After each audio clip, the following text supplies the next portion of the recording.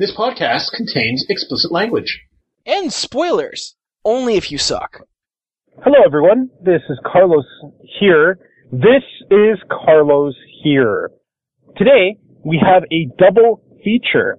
Basically, 2 episodes I decided to combine into one. I decided this because I'm the guy who edits this, and I asked Dave, and he was like, whatever. It's going to be a double feature featuring one episode where we talk about predictions about the Steam box and various other gaming issues, and another where we talk about the PlayStation 4 and its impression on us. Also, please go to Indiegogo and support Skullgirls' Squiggly campaign. They have already, as of this recording, as of this upload, meet their funding requirements. But they could certainly use some more help to get even more awesome stretch goals. If you visit the Skullgirls Twitter, the Skullgirls forum at skullheart.com, that's skullheart as in the thing beating in your chest.com, they all have the link to the Indiegogo, and I will also make sure to include the link in the podcast text, or if you're listening to this on YouTube, in the video description. This is Dave. Carlos here. 2 Fat Guys Talk Games, episode 30. Episode 30. Today on 2 Fat Guys Talk Games. Terror in used game markets. Ponies. Cease and desist. Steam, Greenlight, and Linux. And the Dreamcast, a security concern for all or none. Today on 2 Fat Guys Talk Games. I like it. So, what about the Sega Dreamcast and using it to hack computer systems and sow terror amongst the world? Here to tell us about that is Dave. Okay, sure. Never owned one. It wasn't a success for Sega, that's for damn sure. I mean, it's basically what cost them the hardware industry. I would argue that Sega cost themselves that through years and years of stupidity, and the Dreamcast was just too little too late. Because the Dreamcast was awesome. It had some awesome games.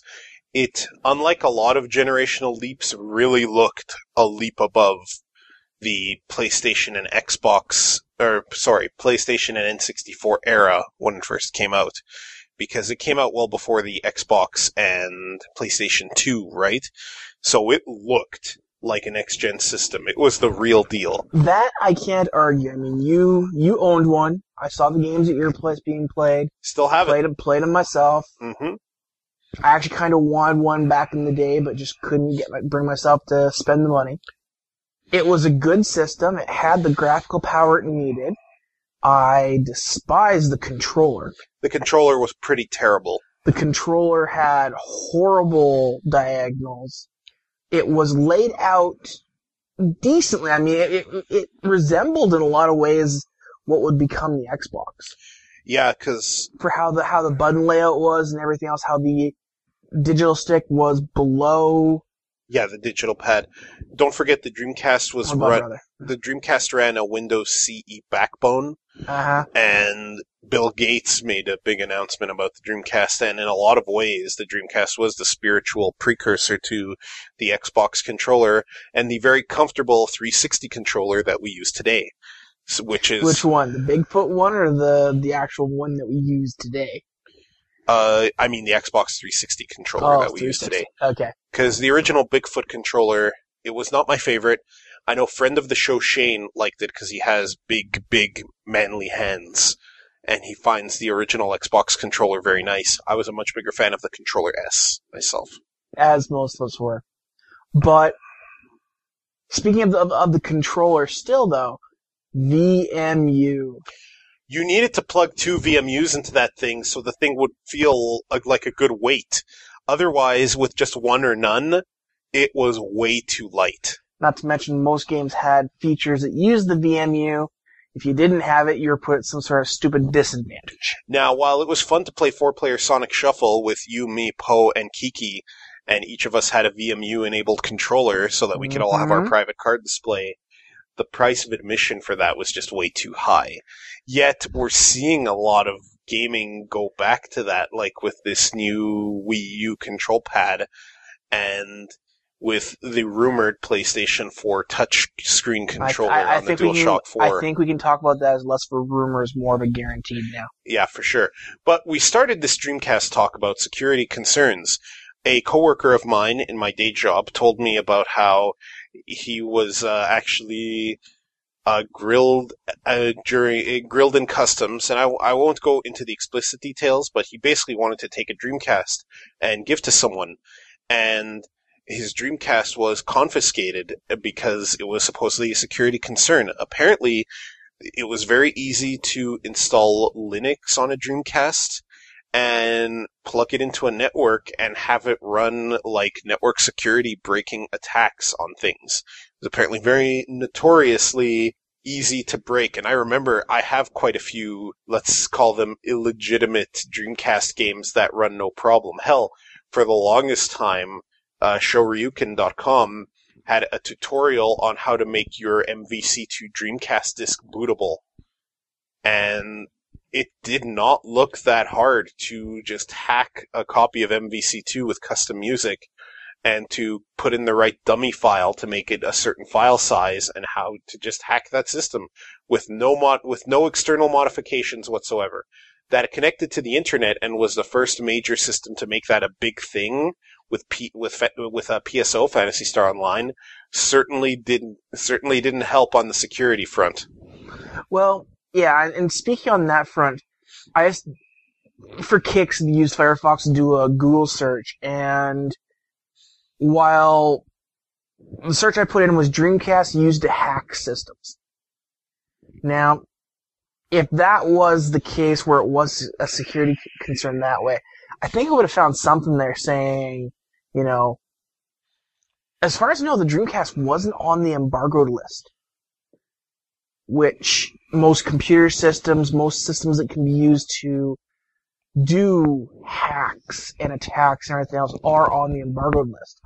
I did read an article way back in the day about how it was used. Well, and I am using Google, so it does do the top hits for what's popular at the time. So, keep in mind, as long as you can put Linux on it, I can see it being used for that. But that's pretty weak for confiscating a system. You have to be going to somewhere like Iran, Iraq, maybe India, those areas that are much more anal about anything that could be used against them. Cuba. Stuff like that. I don't know, when Kiki returned from the States with an arcade stick, she was grilled about what it was. Fortunately, the person who grilled her did believe that it was a game controller, and basically that was that. I'm a little worried if I have to take my monstrous ill hap stick to the States for if I travel to AVO 2013 if I go. I'm a little worried what I'm going to explain to security. And I'm a little worried that they're going to bust it open and I'm going to have a busted stick I can't use for the tournament. Yeah. I'm actually thinking of shipping it there in advance. Or just having someone build me one, because I need an extra one anyway, that'll be PS3 compatible, and picking it up there and taking my chances bringing it back home. Really stupid. Mm-hmm.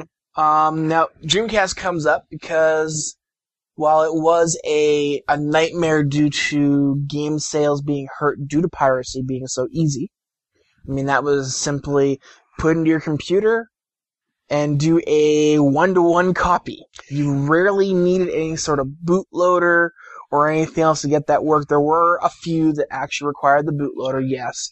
But that was 2 additional steps and bing bada boom, it's done. And this is even in the early days of the internet where it wasn't that easy to find the ISO ROMs unless you knew where you were going, granted. I mean, speeds weren't high enough to really justify it, etc., etc. Well, the Dreamcast came built in with dial-up, but you could buy an Ethernet adapter to swap out that modem with. Which doesn't really help you copy the disc, though. Mm-hmm. So that was definitely part of the downfall of the Dreamcast. Now, the reason the Dreamcast comes up is we have a new A new potential target. potential security nightmare. Well, I'm not going to call it a potential security nightmare. I'm going to call it a clusterfuck. The Ouya. The Ouya. Now. Oh, now you pronounce it right. Pre-show, he couldn't pronounce it right to save his life. I suspect he was faking it. Of course I was. Fucking hate you. Stab you with my concealed vibro knife. Sure. Patent that and you'd make a mint. Anyway, the Ouya, just to dig in a little bit more there. Yeah, I'm going to call it a clusterfuck because we now have an Android-based cube, to say the least. Not that powerful. It's going to play Android games. Now, this thing made a mint through Kickstarter. You're saying mint a lot today. Do you need a mint? No. Just thought I'd ask. Sure. So it made a mint at the Kickstarter. I mean, everybody has jumped on the bandwagon here, but I was already skeptical that this was going to have widespread developer support. Now, I realize a number of developers have come out and said, oh yeah, we'll make software for it. Here's the problem. The same developers all said the same thing about the Dreamcast. Now, why did they stop? Let me see here. Android-based operating system, very easily hacked, very little security procedures in place to stop people from just copying games and software. Developers are going to take one look at this thing within 6 months and say, fuck that. They're not going to make money on it. They're going to lose their shirt on things they developed for it. Other than games that have already been developed for Android, I don't think we're going to see very much developer support for it because they can't, in today's volatile market where we're seeing video game development companies crash and burn within 6 months of starting up, I don't think any developers can take the risk. That being said, the Android platform does enjoy a lot of games, and those are growing those are growing daily, right? So, if security concerns can be ironed out, and no doubt this has to be on the plate for the developer, then perhaps there's something successful there. But if not, then we have a similar issue with the Dreamcast. A portable, Ethernet-enabled... Is the Ouya Ethernet-enabled? Wi-Fi at the very least. A portable, network-compatible device, easily concealed, that can run custom software and hack into networks. So to be fair, shouldn't the DS and portable platforms since its inception that have Wi-Fi be able to do the same thing? Shouldn't I be able to do the same on my phone? So we're also talking a certain amount of power. Now keep in mind, the reason why why computer systems are not allowed there is that they can be used to hack passwords, break security encryptions, etc., etc. The Ouya is not a powerhouse in any way, shape, or form. I mean, I do believe your iPhone has more power than the Ouya. My iPhone's a 3GS, so I don't know about that. I still stick to what I said. But keep in mind that some of the later Android phones, like the Samsung Galaxies and whatnot, they're pretty powerful PCs in their own right. In fact, Ubuntu wants to make a version of Ubuntu you just install on your phone. You dock to a monitor and a keyboard, and you have a full Ubuntu PC going on there. I'll believe it when it happens. It's on their website, especially from the Ubuntu guys. What's wrong with Ubuntu? Ubuntu's awesome. Ubuntu, I don't want to. The fuck? You have an issue with Ubuntu Linux? I have a problem with a lot of Linux. Explain. I've tried a number of distros to try and get away from Windows. Number one, that's very hard for me to do, seeing as I'm a Windows gamer. And much like Mac, 99% of games won't fucking work on it. Not so much on Mac anymore, it's more about 85, but you could probably get most of them working through Wine. Fuck that. Speaking of which, Steambox and Linux gaming. Fuck that. Transition. So yeah, Steambox. actually, we're talking about a number of different technologies here from Steam, because Steambox is the one that's intended for their console. Yeah, that's right. And it's supposed to be Linux-based. Linux-based. So I'm wondering, this means... And actually, even for the Steambox, I've been hearing rumors of a PC version, a Windows version. Well... And honestly, I believe this, because if Valve really intends to have a successful Steambox console, they're gonna have to have one with Windows in it, simply because it'll play more games. Will they really? I think they're gonna have to. Or will Valve come up with a wine solution to make many games run on it? Here's the thing. Even the games you can get working very well on wine, they have little problems. Sound may not work properly.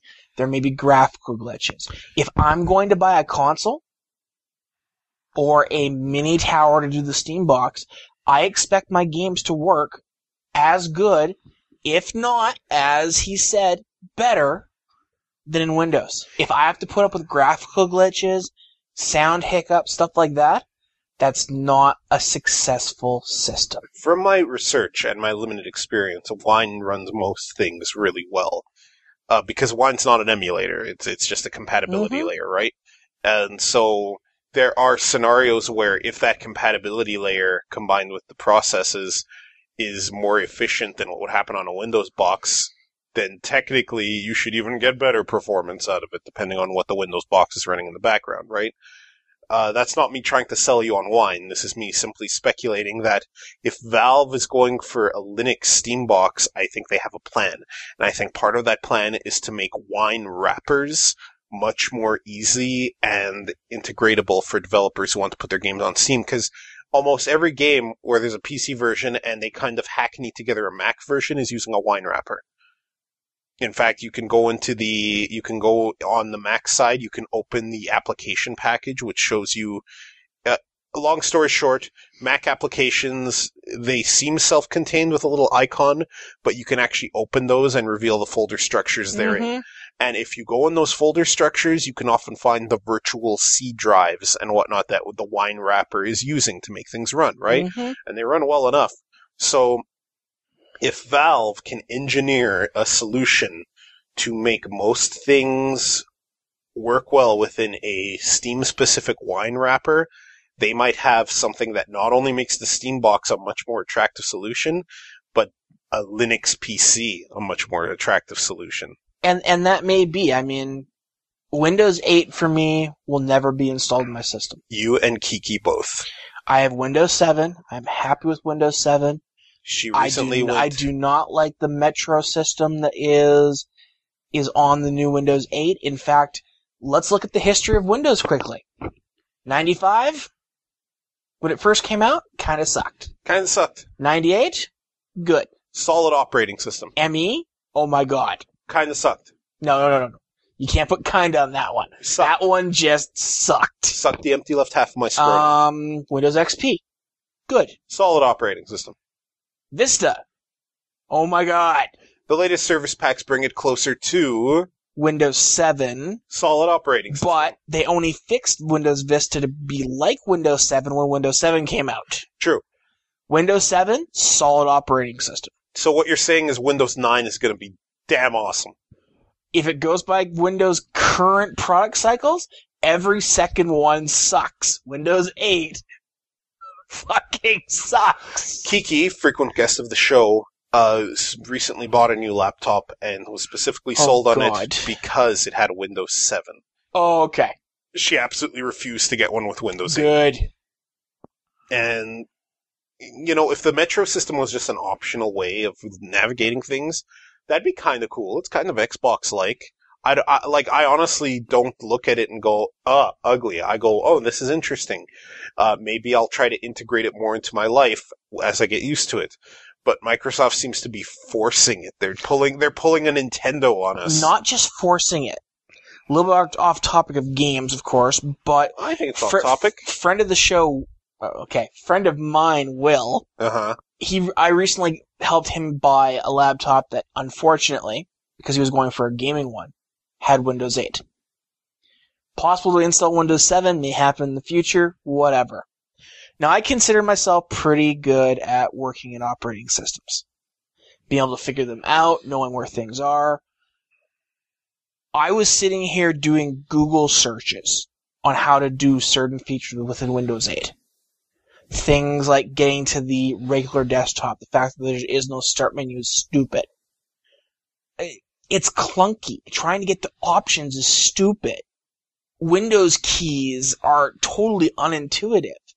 It's just a giant fucking mess. You're right, the Metro screen does very much remind me of Xbox. That's not necessarily a good thing. In fact, the biggest problem for Windows is they keep on trying to reinvent the wheel, which isn't a bad thing. However, the company I work for, we went to Windows 7 a year and a half ago. We were recently asked by one of the VPs when are we going to Windows 8. We kind of laughed at him. Because Windows 8 is not an operating system for a corporation. Number one, Microsoft has blocked most of our options for doing direct-to-desktop, loading in automatic icons, etc. It's not and this is why Vista failed, why Windows ME failed. I mean, hell, a lot of corporations are still running Windows XP. They haven't gone to Vista 7 or, God help them, 8. Or Windows, or they're sometimes running the more business-oriented versions of Windows, like NT or 2000 or 2008, can pretty much... No, 2008's a server OS. Yeah, like more something that's less for our uses and more for enterprise. No, you see, Server 2008 would be done for back-end servers. You still have to have the front end. Mm-hmm. You don't run 2008 as a front end.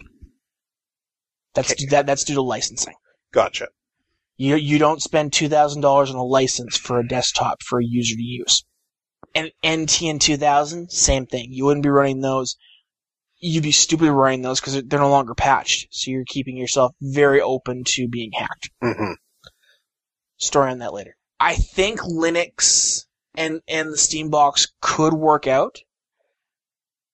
I don't see myself personally ever using one. Oh, I probably... Because I am a PC gamer. I like having my very powerful computers for multiple things, and every game won't go through Steam, unfortunately. Well, thanks to geek companies like EA. You know, I have to tell you, and people have gotten wine to run Securom and all that, so... That's not a good thing. Companies like EA that run that, you could get around. No, I'm talking like the fact theirs has to go through Origin now. Yeah, but stuff like that. You can still wind that up, and if EA's smart, they'll embrace this as well. That said, you just said two things that don't work together. EA and smart. EA will do what they need to make money, and here's the thing: if Steam makes Linux gaming a thing, I might build another rig and slap Ubuntu on it. I wouldn't get a Steam box. I would build a new PC because I've kind of been itching to build a new PC again. But I don't really want to run Windows 8 on it, and I already have Windows 7 running on my Mac Pro Tower. So if I build another PC, you know what? If Linux gaming becomes a lot more prevalent, and now with almost every piece of software I have having either a Linux native alternative or running OK and Wine, I think I want to just not get Windows. Well, and that's fine. I think I'd like to run an OS X laptop and a Ubuntu desktop, and that'll be my PC life. Just remember, much like the Ghostbusters not crossing the streams, don't ground the motherboard. Yes, I know. A little backstory for our listeners. So, and friend of the show, Marky, has apparently made this mistake as well, because we're human, Dave. And I know you fucked up computers too, so no, I haven't. You. Eat shit. So, basically, when I was learning how to build PCs, I didn't quite get it. After college, in a computer course? I built my first PC before that, I think. Nope, that was after college. I will punch you in the testicles. So I grounded Plural. my motherboard by screwing it directly to my case because I'm an idiot, and I destroyed a Dragon motherboard, a $500 motherboard, by when I was trying to clamp the heat sinks on. My screwdriver slipped and I scraped the motherboard, destroying like all the leads. Because heatsink clamps are the stupidest thing. To this day, I can put together a PC well enough, but I'll get someone else to do the heatsink paste. I never got that down. Now, Dave likes to be a smug asshole about this, because apparently he's perfect and never ever screwed up a computer, ever. No, I will kill you. not at all. I am announcing it right Even here on the show. including the I will heatsink paste. murder David. Not even kidding. I will annihilate him. You get the silver nitrate gunk, you put a little drop on it that when it then compresses will spread across the entire thing. I will silver and nitrate my foot upside your head. In fact, they've made heat sinks so easy to put on now, even you can do them. I will German suplex you like Mr. Perfect. Perfect plex you, except I'll keep you down for the count of until you stop breathing. Catch my own football, ram it down your fucking throat. Speaking of being rammed down your throat, this brings up the topic of Steam Greenlight. Yes. So, Steam Greenlight has a lot of indie games, and because it has a lot of indie games, it has a lot of shit. Here to tell us about the shit is Dave. Well, I'm not even going to talk about the fact that it has a lot of really bad games being asked to be greenlit on there. My big problem with Greenlight is just how arbitrary the decision process is, and how Steam seems to be using it to hold back games that really should just be given right into the main Steam system. Here to explain why is Dave. I'm going to use a game that I actually really like and has won awards on all the other systems.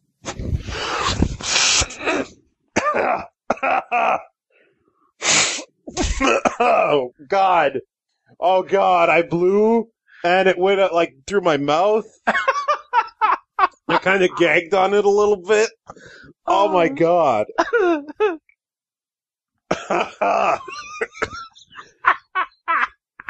Okay.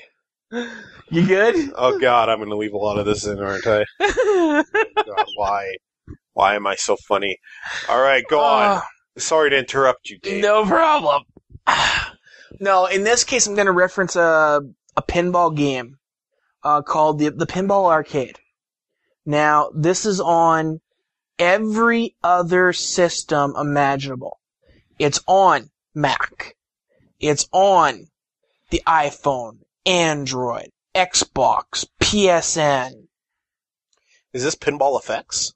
No, not Pinball FX. Those guys don't do half a good job as Pinball Arcade. Okay. But these guys they're on every other system other than Steam, and they need to be on a system that actually has security and always on connection sort of thing, because they license actual pinball machines and recreate them. They're not making their own like Pinball FX. You say it's called the Pinball Arcade? Yes. I kind of want to take a quick look at this. Keep talking. Now, this is near and dear to my heart because I grew up in the generation that still played pinball. It still existed. So, I mean, pinball machines like the Addams Family, like one that's coming out next month, Mars Attack, that we played in college. All these pinball machines, they buy the actual pinball machine, they buy the rights to the table from the original creator, and then they tear apart the machine and they make it so it is both in the physics that works in the machine as well as how it looks. It's damn near perfect. And because of that, they kind of have to have the security that Steam allows. They couldn't put it on good old games because there's no security to keep it going everywhere. Now, Steam has had it in its Greenlight section because they couldn't just put it onto their system because it's a niche product, and they don't really put niche products up there. Bullshit. It's been on Greenlight now for over 6 months. And because they can't get out of the 90 to 100 range in the top 100, every time the month comes up that, oh, we're going to release 30 more games, they get fucked for all kinds of this indie shit. I like indie games, but a lot of this indie stuff, fuck. I like quite a few indie titles, but I agree. A lot of them are garbage. I don't think all of them are garbage. There's quite a few people who think all indie games are trash. I'm not that guy. But a lot of titles are so bad. And Steam Greenlight, like, sometimes I'll go on Greenlight, generate a queue or 8, and I'll go through thumbing up and down games, and, I'll make comments here and there, but so many atmospheric adventure experiences, and so many so many Minecraft wannabes, and you know how I feel about Minecraft already, and so many MMOs. Really? MMOs? These people have the resource to do indie MMOs? So much trash. So, well, I know why Greenlight had to come into existence. It's just, it's not being used properly, and in the case of games like Pinball Arcade, where it's an established company that has won awards, it should be a no-brainer just to go through. Yeah, I understand why Pinball Arcade has problems on Xbox and PSN, because Microsoft and Sony seem to have their mouths sucking on Pinball FX's dick. Wow, that was a strange analogy. Not really, because strange euphemism. Pinball Arcade has to go through all kinds of crap to try and get their stuff on there, and they get their stuff pushed back whenever Pinball FX has their stuff coming out. So in this case, Microsoft and Sony's not sucking on their tit; they're sucking their dicks off. Gotcha. Microsoft and Sony love Pinball FX. That's what you're saying. They're all homo for them. Now that said, yeah, like, it's so dumb. If a developer is established and wants to pay whatever needs to be paid to Steam to be featured on main Steam, why are they struggling through Greenlight? Exactly. Greenlight should be for the smaller devs who don't normally get that chance. Mm-hmm. Like, Greenlight should be if I ever finish this Construct game I'm making and I pay $100 to put on Greenlight, me getting a chance I might normally not get. Exactly. But if let's say I sell a script or 8 and make a lot of money, and I want to go through the normal Steam process, I should be able to pay my way through that. Why am I struggling for this? The whole point of Valve and Steam is that people and devs should be free to sell their products as they see fit. That's part of why Steam was made. That's part of its credo. And yet, the reason why Pinball Arcade hasn't been done like that is because they're trying to self-publish. They're not going through a mainstream publisher. Still bullshit. Makes me so pissed. I still like Steam, don't get me wrong, but seeing this happen. Yeah, no, I mean, indie games in general, there is a lot of crap. There are the gems. Man, are there the gems. But just anybody and their mother can make an indie game these days, it seems. Indeed. And do. Speaking of indie games, My Little Pony Fighting is Magic by Main 6, is it Main 6? Has been given a cease and desist as of the recording of this show. We're recording it on January 10th, though it happened a few days ago. February 10th, and the cease and desist happened a few days ago. 7th or 8th. Yeah. They have been given a cease and desist by Hasbro to stop production. Hasbro told them to take the saddle off the bronies. Indeed. Now, I am a student of fiction. I am a writer by trade and by night to follow dreams. And I write professionally by day for money, and by night I aspire to screenwrite and write novels and write the stories for my own games that I would also like to design the mechanics for. So I'm a student of fiction as much as I am a gaming enthusiast. So when I see a show like My Little Pony Friendship is Magic getting such an undeserved following of zealots, I tend to get a little pissed. The same reason why I get pissed that Michael Bay makes money. So, there's a little piece of me that's kind of like, good. Fuck off. All you fucking bronies. You get your fighting game cancelled. Eat shit. On the other hand, Main 6 and its devs have really been trying to make a good fighter that actually looked like it would be fun to play as a fighter. Like, had it been at EVO and I went to EVO, I probably would have played the game. I probably would have entered it. I probably would have had to have smelled the bronies as I did, but whatever. Wow. It looked like it was a cool fighter, and indie fighting game devs are not a dime a dozen, and it looked like they were really trying to make something good, and it's unfortunate to see that Hasbro doesn't understand what good publicity means, because Hasbro knows full well the fan base it has, because the show apparently makes call-outs to its fan base now that it knows it has them. So it's less a kid show and more like a kid show with nods to its older adult following, right?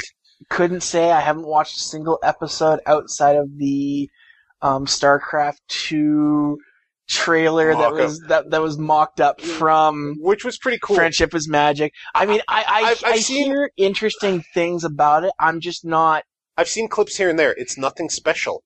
It's not like Powerpuff Girls, where it was secretly really well written and really funny and really witty. No, it's just... But every show has its fans. I'm not going to put them down for liking something. I will. I won't. I mean, yes, you can derogatory call them bronies, all this other stuff. Oh, it's not a derogatory term. It's basically, they sniff their own assholes at this shit, man. Anyway, I think the main thing here is as much as they were trying to make a good product and everything else, number one, even though they had reached out to Hasbro a number of times, Hasbro never actually gave them the nod, which is unfortunate. Number two, they actually tried to take it to EVO. That was probably the last nail in the coffin. Because now you're trying to bring a established product based on a franchise you don't have the rights to, trying, at least in Hasbro's eyes, probably trying to make it a official, profitable thing. And it's one thing being an indie guy doing something like this just for a bunch of fans. It's another trying to make it established within the community. I can understand that, and really... It's unfortunate, but it's the same reason why Hasbro killed that is why the developers of Strawberry Shortcake went after the Penny Arcade guys for doing a single image of those characters being in a more bondage, dark Alice in Wonderland style. Granted, if that was done today, Penny Arcade would tell them to go fuck themselves. But still, parody's allowed. That was parody. But copyrights and trademarks and patents are some of the dumbest, least clear, most unfair things known to man. Mm-hmm. That when I take over this godforsaken planet, I will fix post-haste when I take over. Gotcha. But unfortunately, next Tuesday, my advice to those developers, maybe keep the code and put an original IP in it. Maybe it'll be Humanoid Guys. Maybe you can make Pegasus Wars and make it about some different franchise of fighting horse-like creatures, or Zebra Fighter 2 Turbo Hyper Fighting Super Jabroni Edition.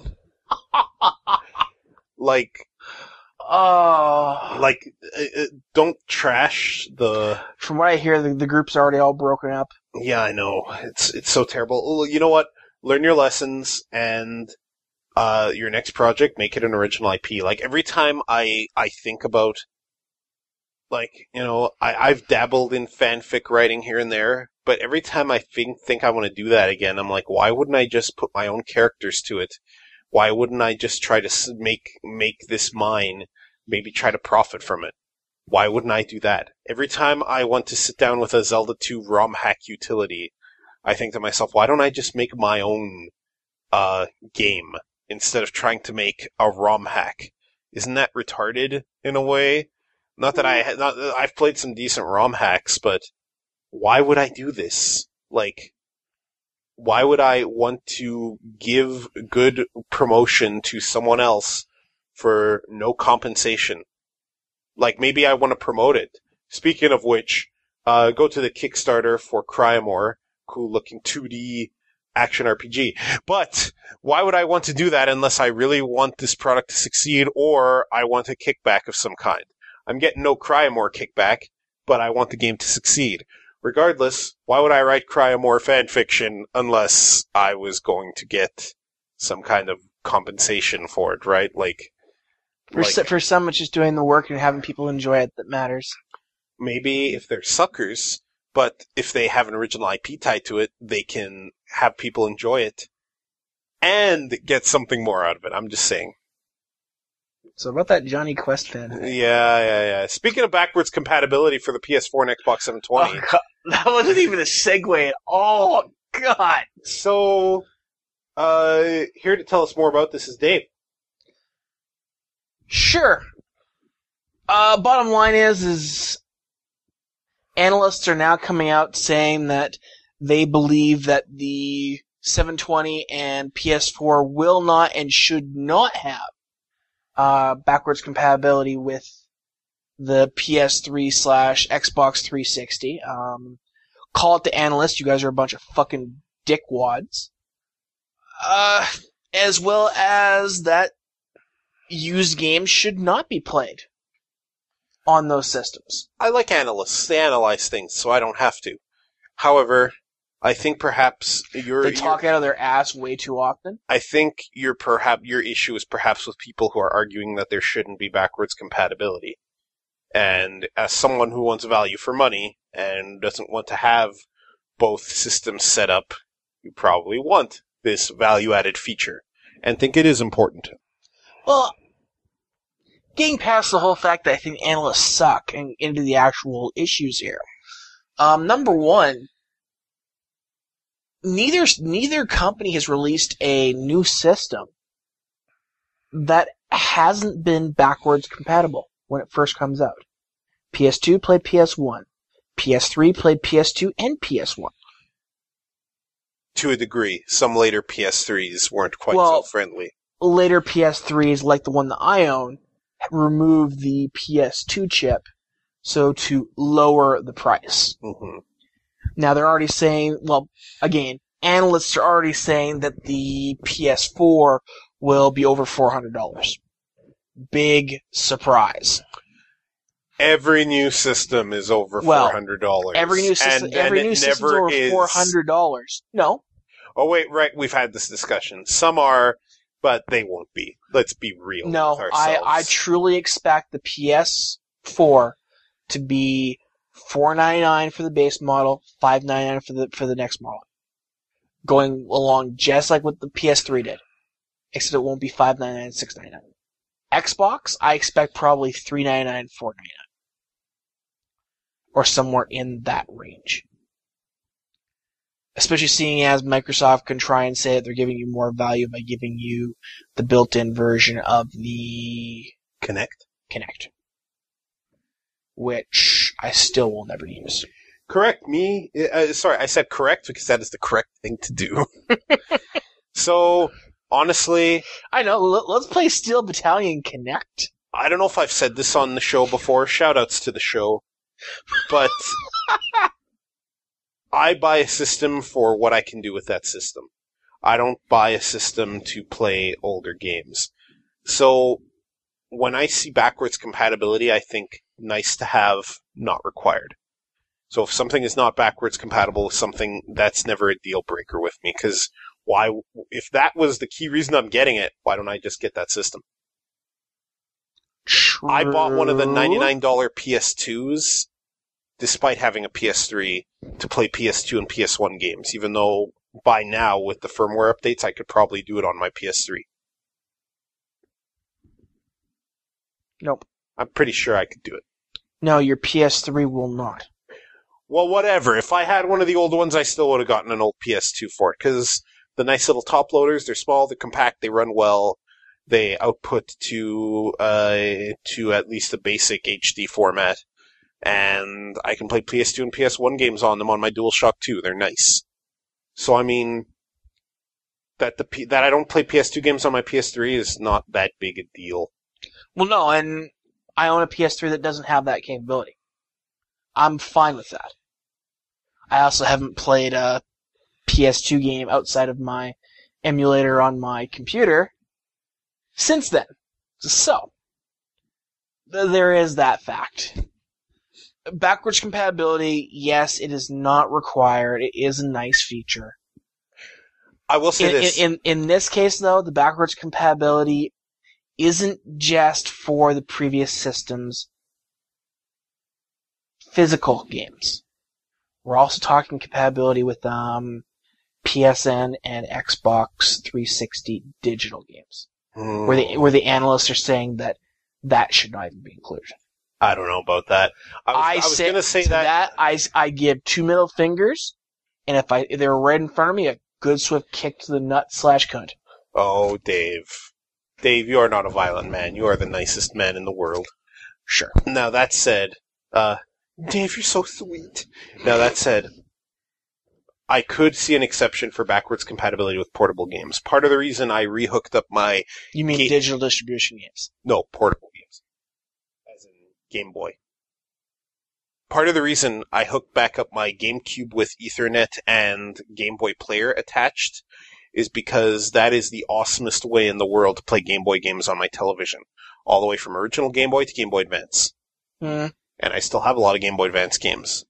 And I have my Game Boy Advance SP, which is still to this day the best portable system I've ever owned. Even though it's dinged up and whatnot, and I'd like to get a replacement. Flips up, fits your hand perfectly. I love it. So, that all put out there, I'm really happy with my GameCube that also plays all my past Game Boy games with no problem. So I'm okay with that level of backwards compatibility. And admittedly, my PS2 is a nice PS1 replacement. So maybe I shouldn't come out and say that it doesn't really matter. I think for me it's case to case. But I still don't think a system should need to do that, with the caveat that, on PC gaming, most new OSs can run old OS stuff. Okay, but you haven't touched my last point there, though. Which point? What do you think about the whole digital Xbox Live Arcade games?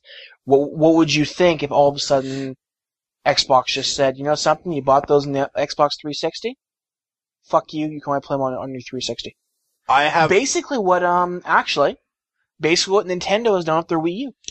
When I play... I have Steam on... I have a Mac Pro Tower that dual boots into either Windows 7 or OS 10. I have Steam on this. On both sides of this implementation. Mm-hmm. Whenever I have a game that can run on OS 10, because of the way I partitioned my drive, I didn't give a lot of room to my Windows 7, I run it on the OS 10 side. If I can't, I run it on the Windows 7 side. When I see a game on OS 10 and rarely on Windows that won't run on that platform, Steam tells me this game's not available for my platform. But my Steam account still says it is, and when I'm logged onto Steam on a platform it is available for, I can play it. So, as long as my Xbox Live account still persists, I'm okay with the 720 telling me in order to play Super Amazing Wagon Adventure, you must be playing on the Xbox 360. Really? Yeah. However, it would be nice if I didn't have to do that. What if they tried, much like the Wii U, to charge you extra to move that game over? No, fuck that noise. Fuck that noise. Especially when it's easily emulated games like the Wii U Classic Game Library. The, whatever they call it, Virtual Console. Mm-hmm. Yeah, fuck that with a capital fuck. Are we out of topics? No, we got one last one to go over there. Used games. So recently, from my understanding, Sony filed some patent that would prevent used game sales, and we all know full well Microsoft and Nintendo would just love to do away with them. I'm of the opinion that if you have something physical, it's yours. You're of the opinion that even digital goods should be yours, which I agree to an extent. To an extent. I think if you buy a license for something, and let's say Steam had an option where you could revoke your license, you lose your cloud saves, you lose whatever, and you now have a Steam gift you can give. Mm-hmm. Maybe there's an additional little fee, like a $1 to do this, and you can resell it to someone else. I think that should be allowed. I think that's where things are going, because more companies, granted, those of us here in Canada and the United States tend to be pretty pushover on these topics. I mean, you have a few vocal people, but in general, we don't do class action lawsuits, nor does the actual country get behind it. I say there's a lot of class action lawsuits, just not for gaming. Yeah. Anyway, back onto the gaming topic, thank you. In this case, we currently have a class action lawsuit being brought by the German, I forget which group it is in Germany, against Steam. That when you buy a game on Steam, it is your property, and the fact that you can't resell it, like is the law in Europe, they are breaking the law, and I think Steam's going to lose this one. And I think this is the door cracking open just a bit. And it's going to blow right open once they win this thing to us being able to resell our digital games. And the companies are going to fucking hate it. Steam's not going to like it, though. Truthfully, what I think is going to happen is, let's say today I bought a $50 game brand new. I finish it tonight. Tomorrow I want to resell it. You're not going to get back $50. I think what will happen is it'll go into a pool, much like an auction system in some old MMO, where your game is now worth $30 credit. And when you put it into the queue, you're number 49 people buy it, yours comes up, yours is now sold, you now have $30 of credit to be used in Steam. I don't think it'll be able to be brought back into your wallet, or if it is, you're going to pay a fee on doing that. Much like the D3 auction that house. Bullshit in D3. Yeah, it's not bullshit. That whole thing was bullshit. That whole game was bullshit. I'll bullshit your face with my face. Is that what I wanted to say? Sure, you are retarded. Yeah, it's true. But I think this is where things are going. People do not accept the game companies saying that you bought a license to it. I've given you $50 for a copy of your game. It's digital, sure, but it's still a copy that I have bought. Not leased, not rented, it's not a license. Their terms of service may say it is, but every time the terms of service have been challenged, they have lost. Do you think that MMO licenses should be similar? MMOs... Or are we going to double standard it up here? Here's the thing. Certain MMOs items have real worth. You can sell it for real money. You can buy it for real money. Not according to the TASs that keep us safe from income tax on our virtual goods. No. I'm talking ones that are literally... That is how it goes. Like Second Life. Like Second Life? Okay. Second Life, things like or that. Eve? Does Eve have that? Eve has real life value, yes. So there are people that have had to pay income tax on purchases, yes. I'm nodding thoughtfully. Nobody can see this, though. But, I mean, take WoW, for instance. By the terms of service, and I think people have tried to challenge us and lost. People that have been banned for breaking rules, stuff like that. We've had conversations on that before, too. Mm-hmm. These are the ones who actually were hacking and doing stuff like that. Yeah, people who deserved it, not people who were playing the game. Exactly. They would try and say, well, my character's worth $300. I put X amount of time in it, my items are worth this, I should get some sort of compensation. No. Because that game is not one where you go and you buy for real world money a bunch of stuff, excluding cosmetic pets, which don't fucking count. So then, is the TAS keeping us safe from this MMO situation not also applicable to games you buy licenses for off Steam? And if not, what do game devs have to do to loophole around this issue and just claim that there's some online component even to the most single-player of single-player games? I think we're at that point already. Name the last truly single-player game. Bastion. Okay. There are quite a few of them still. I would argue there's not quite a few.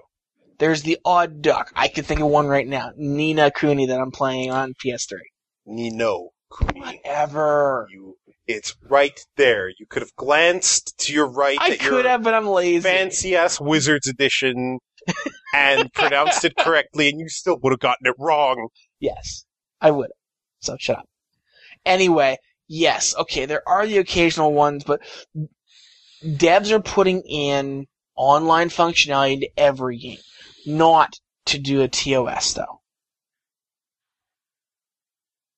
But what I'm saying is, if there's this double standard where MMO devs get to do licensing, but non-MMOs don't, then how easy is it for me as a game dev to go, okay, there's an optional little Flare component where you can buy a hat for your character, and of course you have to connect to the hat server, and there's a license in TAS here because hat trading is a component of this game. But then when I sell my game, my hat doesn't go with it. My hat is lost. It doesn't matter. I have an MMO component to this game. It doesn't matter if you're playing it single player. I've looped hole around this, and now it's technically an MMO.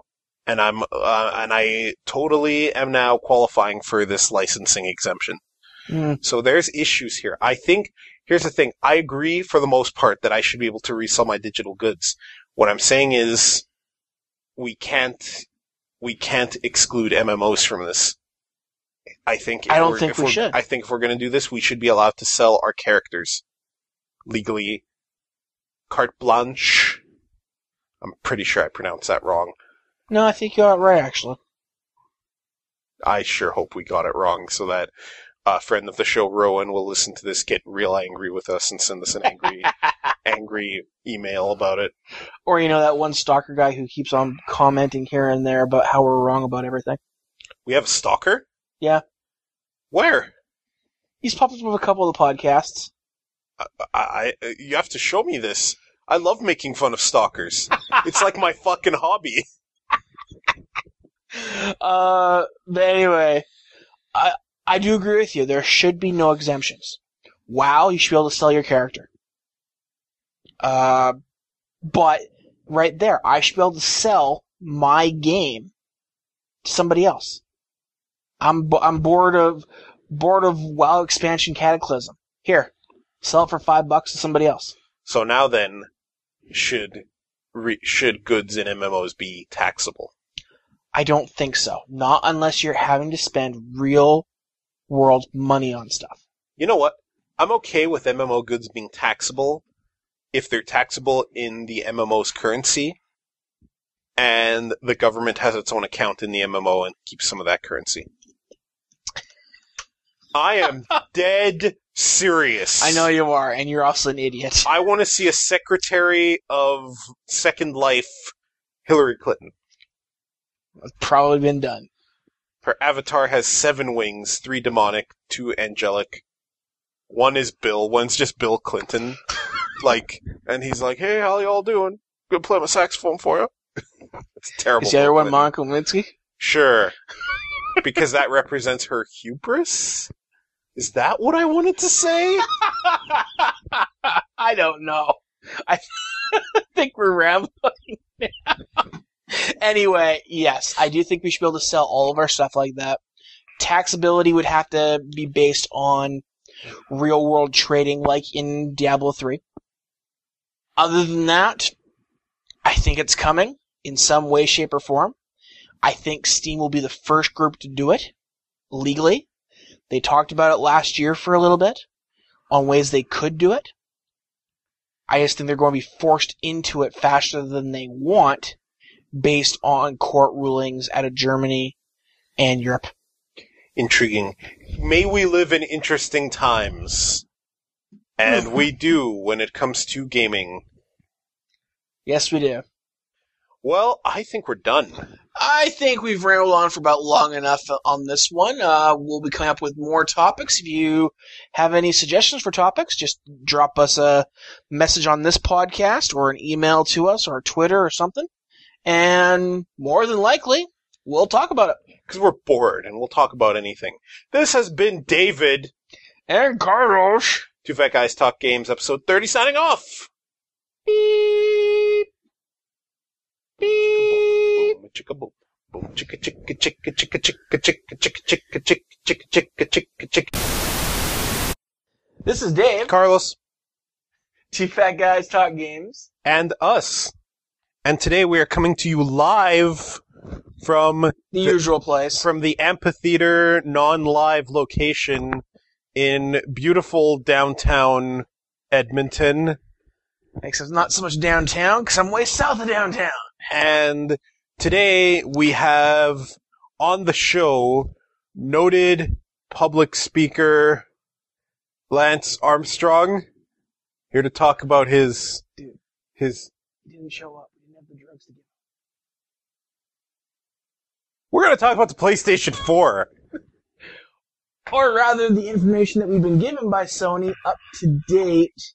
Some of this stuff obviously is rumor-based as well, because we haven't been given all the answers. Here to tell us what he liked about the PlayStation 4 is Dave.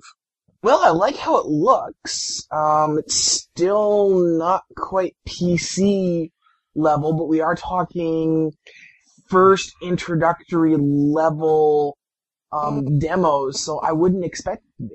8 gigs of RAM, they doubled that since we last saw. We thought it was going to be 4 gigs. And I'm glad to see the specs have matured. Matured. Yes, matured. However, yeah, no, the system specs are better than I thought they were going to end up being for the release console. I was worried the specs that they had leaked, or that had been leaked rather, were going to be just for the dev systems. So glad to see that Sony's not playing around. Still kind of would have liked to have seen an Intel-based processor in there. I thought it was Intel-based. I'm talking more of a Intel like quad-core / 8-core. These are their lower cousins. Kind of worried about that, but then again, the system specs in the PlayStation 3 were decent. Look how far they've done with that. As always, I'm not... System specs are just... With any console since even the days of the PlayStation 1, system specs have really meant very little because developers can do magic within those specs. So, system specs aside, the numbers both look good and look bad, but really I gotta say, who fucking cares at this point? Number one, we've been given the basic specs, but we're not gonna be able to say whether the system specs were good or bad until we're like 5 years into the console life. So does it really matter what the system specs are? Not really, except that it kills the Wii. The Wii. Sure. As you know, I'm not so much system specs guy. I think it's gravy. So, what I personally like, the controller looks very cool. It looks like a DualShock 3. It looks like a little more comfortable than the DualShock 3. The L2 and R2 buttons actually have something of a lip, so your finger doesn't just slide the fuck off of it. And fair enough. The D-pad and buttons still look pretty solid, and they tend to be on the DualShock controllers. And as we saw in Angry Joe's impressions, there's that share button, and perhaps like that has the potential to be cool as long as it's not overdone, right? But Carlos, you've earned your first star in the new Sonic game. Would you like to share? I might want to share it. You never know. You picked your nose in the game. Do you want to share? I might want to share the picking my nose. You would. Yeah. You have gotten, I'm going to do a machine voice for this. You have gotten the achievement for looking at Amy Rose's skirt. Sharing to Facebook. Sharing. Power off! Sharing. Sharing to your mother. Sharing. Sharing. Oh. Don't try to unplug me, Carlos. I apologize to our one listener for that terrible robot voice. Shoutouts to our one listener. I think we have a good standard 4 or 5 now. Yeah, we might have 4 or 5. We might have 4 or 5. So honestly, I like the feature set. I like that they're basing it around a controller and not a move or a Kinect type device. Let's quickly talk about the move and what we saw in that awesome demo for 3D modeling. Oh yeah, is that the thing where you can create your own 3D models with the PlayStation 4? And the whole dancing. Again, shout out to Angry Joe for this one, but I think he said it perfectly. Bullshit. Bullshit. Yeah. Bullshit. Bullshit. Yeah, like, who are you fucking kidding? There's a very minor precedent for this, and that's in the PlayStation Vita, as you so lovingly called it before you bought one, in Mod Nation Racers, where you can 3D model out the tracks by using the touch sensors on the back, right? However, that's still touch and tactile. There's no tactile 3D modeling capabilities with your air controller. Well, and I'm pretty sure that's just not going to happen, man. What gets me is the fact that, I mean, they got up there and they're showing, like, they made that tree and they started sculpting everything else. And I'm thinking, you know, I've got just a tad bit of artistic talent. And there's no fucking way that I would pull off that tree in an hour, let alone 30 seconds that they did it. And then they're doing the whole dancing where the guy picks up the guitar and he's playing it. And you're watching the people with the move and everything else in the background. You're like, okay, number one, you're insulting my intelligence. Number two, you look like fucking retards up there. Dave, Nintendo has established the precedent of having their developers play retarded musical air instruments with their game controllers. And since everyone loves Nintendo, shout-outs to the Nintendo fans. Speaking of retards, what was up with the basic boy band there from Bungie?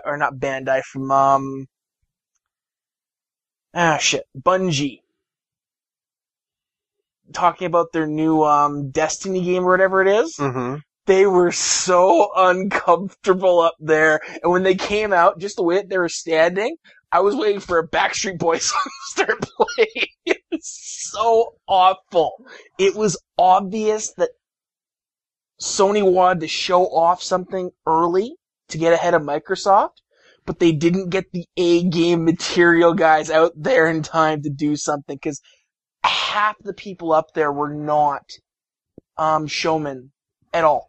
They were business people or they were developers that were sort of like, my hands will never move from my side and we are all in blazers and we will not move. We will just talk and, oh God, why are we here? Yeah, that's the problem with putting that kind of person up on stage. It was so awkward, especially with Bungie's group. I mean, they should have had the A game out there, because I mean, this is a big thing. It's Bungie's first game that won't be a Microsoft exclusive. They're showing it for the first time. No idea even if it's going to be on the Microsoft console. So it should have been, more should have been done with it. They should have had the guys that were always up there for the Halo games, showing it off, talking about. They were passionate. And it showed in their gestures, in their energy. These guys were just, and salute! Where the salute is arms to the side and do not fucking move no matter what. Yeah. In a lot of ways, this press conference was awkward. It kind of came out of nowhere. Oh, and speaking of awkward. Blizzard. We are bringing Diablo 3. Fuck off. So I like Diablo 3. And I wanted to play it on a gamepad, so I'm cool with this move. I I do believe, though, that they should have announced that in addition to something perhaps Important. a little bigger, they should have gone, in addition to Diablo 3, Yes. and then let the crowd cheer a bit, we are going to be bringing you this, and then show something Mhm. PS3 exclusive, something Or awesome. If Blizzard had done a PS4. PS4, exclusive. sorry. The thing I find funny is they're doing a PS3 version and a PS4 version. For Diablo 3. Well, Diablo 3 could probably run on PS3 and Xbox. I mean, the only reason I can see them doing that, and this is a segue, backwards compatibility time. Now, I'm gonna put the ogre in the room for this one. Don't know what's Hello! I'm the ogre! Anyway, the big thing in the room, the big mystery is they've already told us that it will not play your PS3 games, your PS2 games, your PS1 games using the console itself. Mm-hmm. Using the drive itself. So your physical media, out the door. Mm-hmm. They've also made the comment that PSN... Downloadables. They haven't used the word downloadables. Just PSN All they've titles. said is PSN titles, current titles, will not be playable on the PS4 at launch, but there may be ways to do it. Now, there's two ways we can take this. It either means that those of us that have supported the PSN downloadable arcade games just got a fish slapped across our face, and we were told to go home. Or they're talking about the PS1, PS2, and PS3 games that we've downloaded in full onto our consoles, and those will not be available because they're bringing out that, in my opinion, stupid streaming service. Fish slaps, Aside? not aside, it is a fish slap for the PSN. As I've said before on this very podcast, a console doesn't gotta be backwards compatibility. It gotta be backwards compatible for me. I think that's gravy. PSN stuff, though, I think should be. Like, you can build a new PC that'll run new games off of Steam, and it'll still probably run your old games too, right? The PSN stuff and the inability to use your saves, that's a bit of a downer for me, I gotta tell you. It's the PS3 games, okay, I get it, but won't run the PSN stuff? I don't know, man. Not a fan of that. Not a fan of that one bit. I'm really hoping that they did mean that just as that it won't play the PS1, 2, and 3 games without using the streaming service, because if I'm going to lose my entire library of PSN arcade games, and I've got to keep my PS3 around just for that fact, that's going to kind of suck. Mm-hmm. And not kind of. That's just going to suck ass. Mm-hmm. And yeah. I wonder if it's feasible for them to do what Sega did back in the Genesis days and have the power base converter that lets your Genesis play Master System games. If there's really feasibility for a small little add-on, think about the size of Microsoft's HD DVD player, but not HD DVD, obviously. That'll run your discs and it'll run your old games. I don't know. Truthfully can't see it, to be honest. The other thing I'm kind of intrigued about is Sony's putting a major emphasis on everything being downloaded to the hard drive. Yeah, that's the other reason I was suggesting something about the size of that HD DVD drive. What if the thing has no drive? We didn't see it. We didn't see the physical system in that presentation. But the markups that they've shown us in the past that were supposedly demo drives, units and everything else. The mock-ups, you mean? Angry Joe showed a couple of those versions. In fact, he was belittling the one of the big picture that was supposedly the demo dev units. Shoutouts to Angry Joe. We're mentioning you a lot in this episode. If you, in the highly unlikely scenario, you actually listen to us, hey, how's it going? But each one of those units did have a physical drive, and I think it's very obvious they're still talking about it being a media center. Therefore, it's going to have the need to actually run Blu-ray discs. Until Blu-ray movies stop being on physical media, I don't think that they can abandon the Blu-ray drives. This is a good point. One thing's for sure, I'm intrigued to see the physical unit. Overall, the system and the demos they showed out look impressive enough. They definitely look like next-gen-y. I kind of gotta agree again with Angry Joe with some of his comments. There were really good looking ones there, and then there were way too many FMV sequences. Yeah, just a little too many. Of course, we're gonna get that from Square Enix. People don't, in general, us gamers no longer trust the FMV stuff, and thanks to Gearbox's Alien Colonial Marines, we're not really trusting demos too much right now. Mm-hmm. I mean, they showed us some pretty impressive things in those demos, and it was obvious they were playing them, and then look what they gave. You want to hear something funny? The Sonic 06 demo was better than the game. Uh-huh. It had higher polygon counts, it had better controls. Yeah, it's a... what do they call it? Not a grab and steal. A bait and switch? Bait and switch, thank you. That's ultimately what that is, and that's bullshit. Gearbox, I like Gearbox for, Borderlands. And that's it. Gearbox has done a couple other games. I just can't remember them off the top of my head. As I've never cared for Borderlands, I shouldn't say never cared, as I just never got into it. Yeah. Because Duke ended up being what Duke was. I can't honestly blame Gearbox for it. I can, and here's why. As much as I like to shit on Nintendo, had Nintendo been given Duke, they would have redone the whole thing from the ground up and not used old bad ideas. If you're given that option. It was known from day one that Gearbox got Duke Nukem Forever that they were given everything that it was, and they were expected just to package it, make it run, and give it to the fans. They were given no time to redo shit. Which is why that game was, felt like Gears of War, Halo, an Alien game. I have no issue with Gears of War or Halo. Okay, I have no issue with Gears of War. And with pre-343 Halos. It's just that, that's 343 ending Halo. It's just, that's not what Duke is. Duke is more like Doom. Duke needed to be running around and being in the middle of a shoot 'em up, but in first person. And in addition, I have a love-hate relationship when it comes to Yahtzee's non-joking opinions, because a lot of them are dumb as shit.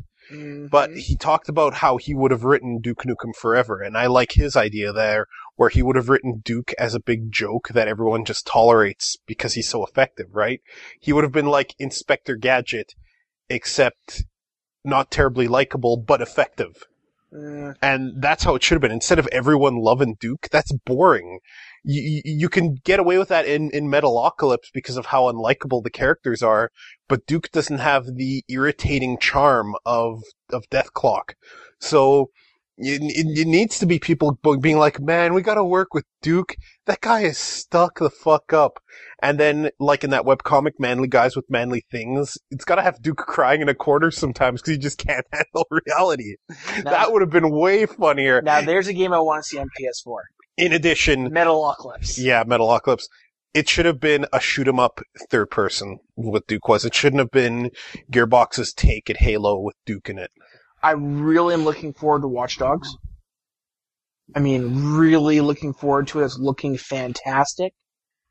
Depending on, in this next generation of consoles, if it's going to look that impressive, it may even get me to start buying games back from the console instead of buying the PC versions. But I'm going to say right now, until the console can do mods, Bethesda, your games are safe on my PC. PS3, Sony is going to let that happen before Microsoft does, I guarantee you. Yes. Wouldn't it be funny if the Steam box was compatible with PS3? Now that would be PS4. PS4. I keep saying PS4. I'm thinking to myself... You keep on saying PS3, yeah. You just mixed it up there. Next on PS7. So the thing about the PS7 is, The way it totally has to attach right to your frontal lobe. yeah, my frontal lobes. I am excited for console D3. I wanted to play that game on a gamepad to this day. I really give a flying fuck because... You mean you don't give a flying fuck? It's a piece of shit, the end. Diablo 3 is awesome, and you need to shut the fuck up. Stage 1, Before kinda meh. Before I axe kick your Stage shoulder. 2, oh my god, it's a blizzard. So hard.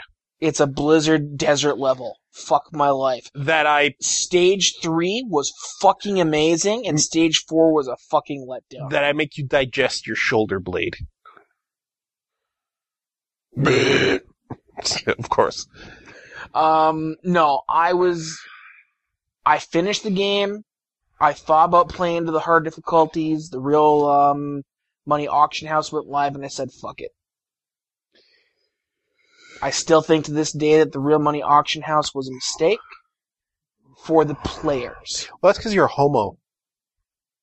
No homo. No homo. Okay. I am looking forward to, console D3. Yeah. I know you're not. It's fine.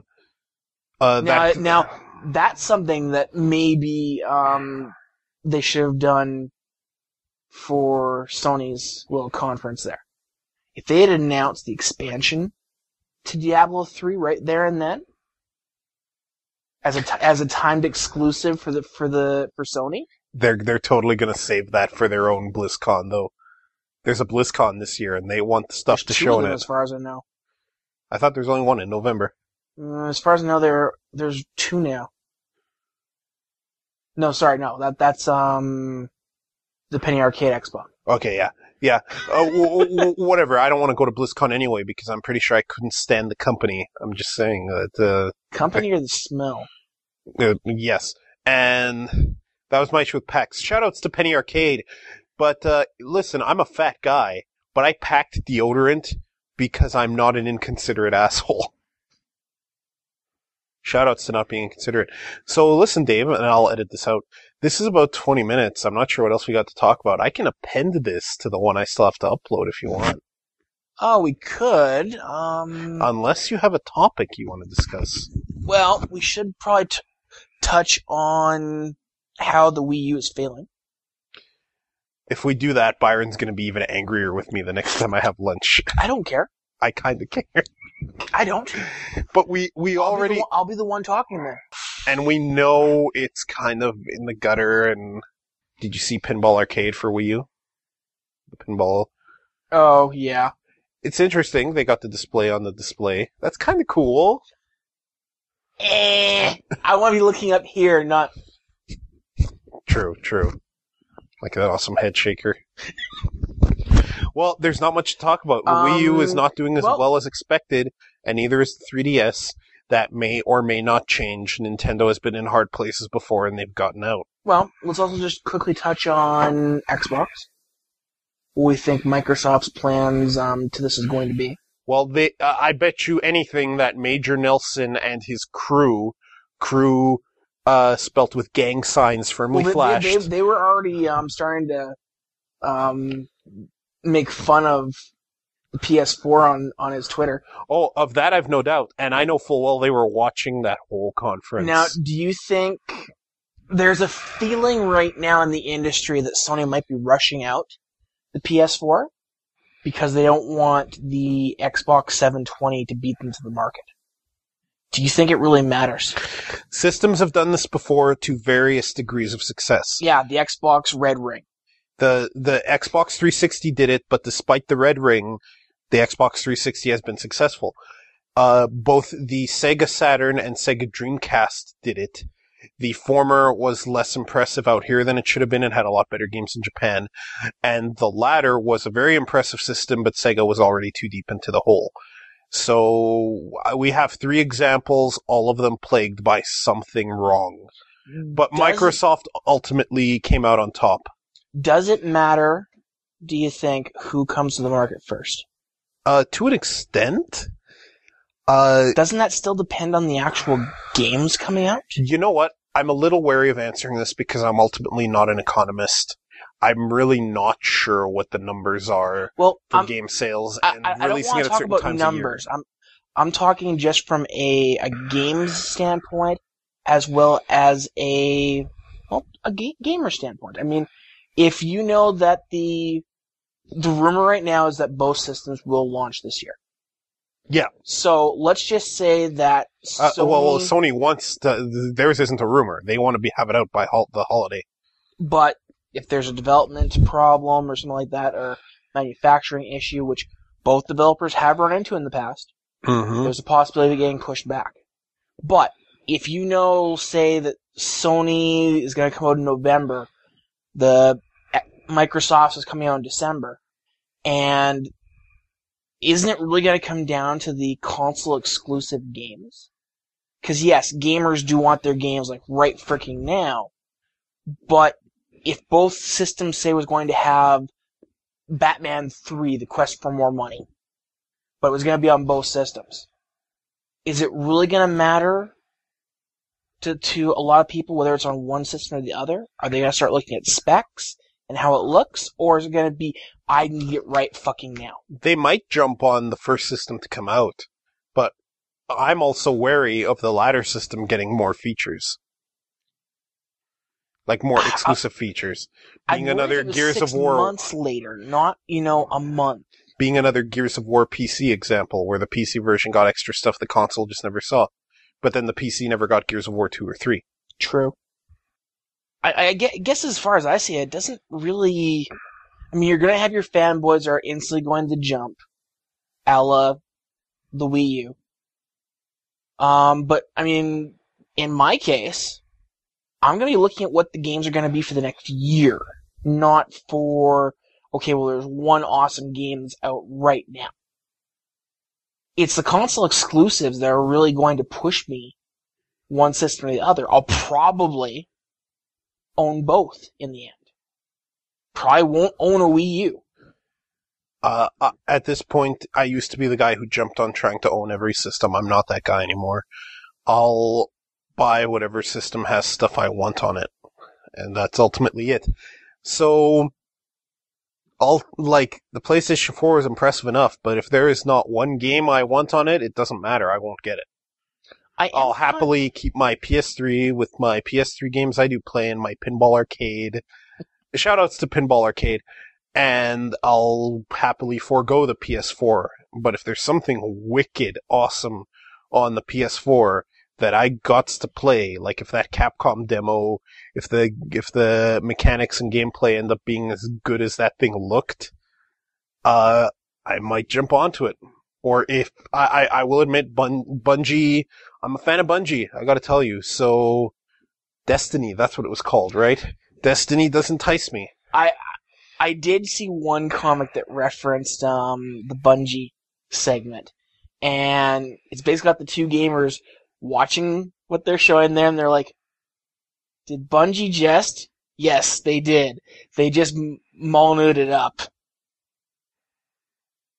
Guy behind Fable, who promises the fucking world, and then can't deliver any of it. Oh yeah, that asshole. Yeah. That's really what Bungie did there. It's gonna be a living environment. Okay, I've heard this before. It's gonna be alive, 01000101. I am rather intrigued by the whole streaming thing from the PlayStation 4 to the Vita that they're talking about. Whether it's going to work anywhere near as awesome as they're talking about, I don't know. If you can do with those two systems what the NVIDIA Shield is promising you can do, that'll be pretty cool. On top of that, I'm not pumped for the whole PS1, PS2, PS3 streaming gaming thing. I think they're still kind of forgetting their audience as well as their internet connections. Well, I like the idea of a subscription-based service to play old games, as you and I have both mentioned on this podcast. Specifically about the Nintendo console, yeah. As long as by streaming you're playing the real-time version as it streams, and not just playing something running on a server that's getting fed to your monitor under a millisecond delay, or under a delay, I should say. Whatever. We'll take it. I mean, a lot of these things are all up in the air as far as what it's really going to be able to do versus what it can do. We'll see that closer to probably E3 when we'll get a lot more answers. They actually have not come out and said plainly whether it'll play used games. They haven't. There's been different sites that have said, oh yeah, so-and-so said this, that must be able to play used games. They have not flat out answered out the question, will it play used games? They always hesitate and give some other answer. So, used games, I think, are still kind of important. I still think there's a market for it, for being able to sell my used game. And Sony and Microsoft would be stupid to ignore this, especially seeing as right now Steam's in court in Europe over digital used games. There's got to be something tangible to your property. And when I say tangible, I don't necessarily mean tangible, I mean tangible. Thank you for that totally clear introduction. But yeah, no, so we've got a lot of promise, it seems, from the new Sony console. Don't like the share button on the new controller. Don't like the fact that my PS3 controllers won't work with it. Kinda iffy on the fact that the damn thing has a camera built into the controller and that front part is touch sensitive. Don't know what they're gonna do for that, except in Japan I'm sure they'll be able to molest little girls on their screen. And I, for one, support the molestation of little girls on your television. Oh, for fuck. You cut that, please. You bet, Dave. Oh, God. You bet. Please don't arrest us. I think it's an exciting time because it's been a while since we've seen out and out new consoles. And yet some developers, I think Ubisoft in particular, are saying that they don't want this console generation to last as long. Yeah, but Fuck you. Yeah, I like a console to last more than 3 or 4 years. Thank you very fucking much. Plus seeing as how, I think all of the big three sell their consoles at a loss and rely on games to recoup that cost. Not always. Not always, but usually they sell them at a loss. Sony sure as hell wasn't at $600 for the PS3 launch, which segues into my next thing. Price. It's not gonna be $600. I don't think it's gonna be $600, but I think it's still gonna be between $450 and $550. I'm betting that it will retail for $399. $10 down, it's higher than that. Made for a base model 160 gig hard drive. But who the fuck's gonna want that? I'll take it. No, you won't. 160 gigs? I barely use 100 gigs. What if everything has to download to the hard drive to run? Yeah, you're right. Fuck those chumps. Let's get the higher end model. Exactly. I'm actually thinking that it's possible with the price of hard drives right now that their super model will have a 1 tera. A terabyte hard drive on a gaming console. Oh, I can buy one for $90 now. Yeah, I like to hook again, up a printer to my PS3. Then again, we can also install our own hard drives on the PS3. True. We'll probably keep that on the PS4. Actually, Unless it's I don't solid think state. I don't think the new models of PS3 let you do that. Sure they do. Our old hunky ones do, but the new Slims, I don't think you can swap out the drive. We'll look that up after the podcast. Okay, we'll do. We have the old manly PS3s. I don't. Oh wait, that's right. I have the old manly PS3. I don't have the Slim. I have the one after they removed the backwards compatibility. Yeah, me too. But those are still the bulky ones. Okay. The Slim came right after. We can still do that with our hard drives, I think. Yeah, I could be wrong. I had to look at the models. Anyway, so there's a lot of things there. I would hope that Sony would keep that feature in because that was a nice thing for them to do. Being able to put in up to I think it was 2 terabyte hard drive into it, which would have been massive overkill for the PS3, but maybe not for the PS4. The extra RAM and everything else is awesome for the new system, for being able to do a lot more with graphics and caching. Only thing I haven't heard yet, though, is it only a wireless, or does it have a Ethernet port? I don't know. I hope it has an Ethernet port, because I'm hoping they're going to do at least 100 base T, if not gigabit. Because wireless is going to be too slow for streaming. I'm saying that right now. Wireless is generally too slow for gaming anyway. I'm doing wireless on mine. I'm doing just fine. I'm pretty sure that if you were playing Skullgirls or something online, you'd be getting shitty quality on it. But I'm not. You're not playing Skullgirls, or you're not getting shitty quality? Getting shitty quality. You lie, sir. Wireless is never good. I'm going to kill you.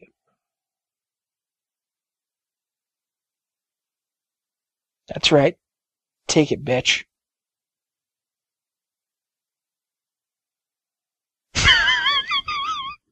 This has been Dave. And Carlos. And Carlos! Two Fat Guys Talk Games, episode 30.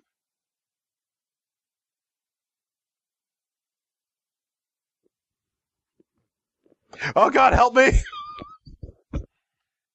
So, if you've liked what you heard, you want to leave us some feedback, you want to give us some criticism, whatever, our podcast site is tfgtg.blogspot.com, where you can also find the feed link and our YouTube channel. You can also find us on Twitter at tfgtg. Yeah.